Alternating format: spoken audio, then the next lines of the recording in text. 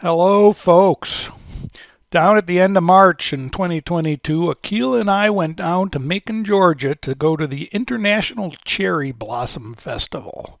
It was hyped as the biggest cherry blossom festival in the United States, 10 times as great as the Washington, D.C. Cherry Blossom Festival. And they had all this neat activities and events during the week. It was a 10-day long thing, and we went down the second half. And when we got there, we decided we'd go to the pancake breakfast, which was here at the ballpark. So they had a great big crew cooking and setting things up, and they had two food lines going through, and they were making pink pancakes with all the normal southern accompaniments of sausage and bacon and hash browns and gravy and biscuits and everything you could think of to clog your heart up. But at the very end of the line, of course, they had some bottles of orange juice to make it all a healthy meal. So we climbed the steps up into the stadium to watch the police department versus the fire department baseball game, but we determined that the stadium chairs weren't meant for eating pancakes, so we decided that we'd finish up fast and leave the stadium for other things to do. So we drove around the festival area and down the Cherry Blossom Trail, and we determined that it probably wasn't anything that was really going to light our fire anyways. It seemed like this was mostly just a fireman's field day for the local people. It had a lot of big rides and stuff, so we drove around. All right, we have scoured the city of Macon, and I think we have found a cherry blossom tree with blossoms. The festival itself is pretty blossom bare, but this tree was outside in this little park. Macon has a lot of cute things that we looked at, but we decided to go to the Jarrell Plantation, a state historic site up the road a ways, and we went there. We were a little put off by the price, but it was all right. This is a farm that was started in 1847 and continued right till 1945 through the Civil War and everything. It was all owned by one family for 125 years. So we decided to check it out.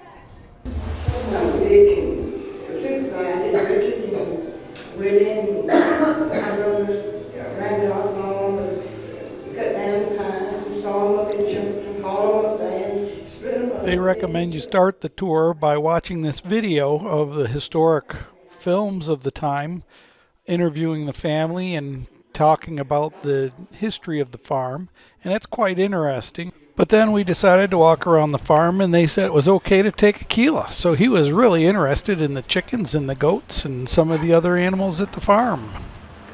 Hello, Mr. Goat.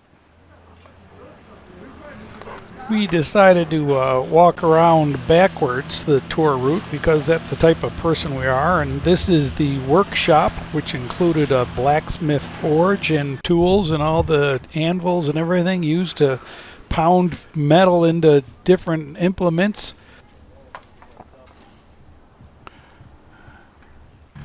The day we were there, they had a large crew of volunteers getting the place ready, raking the leaves, blowing leaves and sawing things up, cutting and trimming, so it's a little noisy in the background, but these are pretty neat buildings and all the original equipment that's still in them. And I looked at this for a while and I couldn't figure out quite what it was. If you think you know what it is, leave me a comment. But all this equipment, all these machines ran off a steam-driven motor that was centrally located in the farm.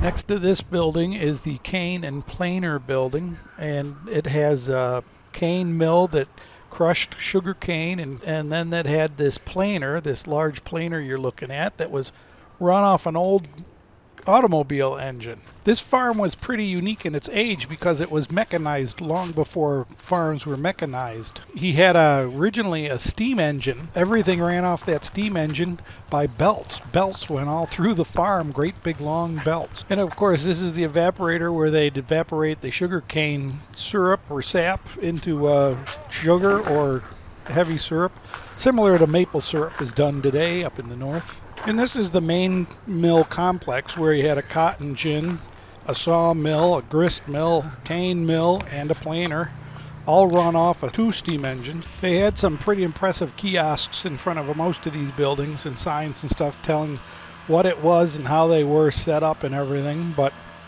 we didn't spend too much time reading them because we kind of knew what all that was about.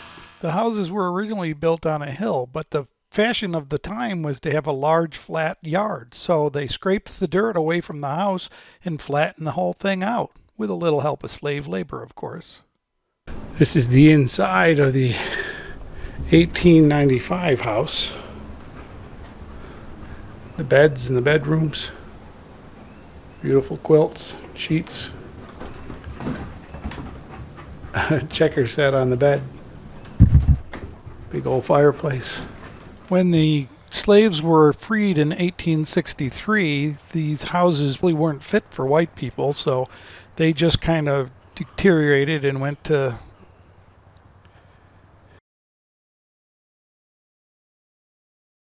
After visiting the Jarrell farm, we decided to go up the road to the National Wildlife. They were supposed to have a campground there, and we wanted to look to see. Well, we ran into a gate coming into there, so we're just going to jump the gate and we're going to walk down the trail to see if we can find out what the campground is like. Now, you don't see too many signs like this in the South around campgrounds. Alcohol prohibited outside the campground. Inside, it's okay. So this is the actual campground, but it looks like there's nice campsites, and that's the bathroom shower house. Looks like this is the bathroom and shower house. There are 4 showers in the back, and the bathrooms are in the front. So I imagine there's at least 2 and 2. There's a really nice picnic pavilion, and if you can see way over there, there's a cemetery. Well, folks, we're going to leave you at the cemetery. It's been a long day. Hope you enjoyed the video. Subscribe if you haven't, and give me a thumbs up and leave me a comment on this montage of different videos.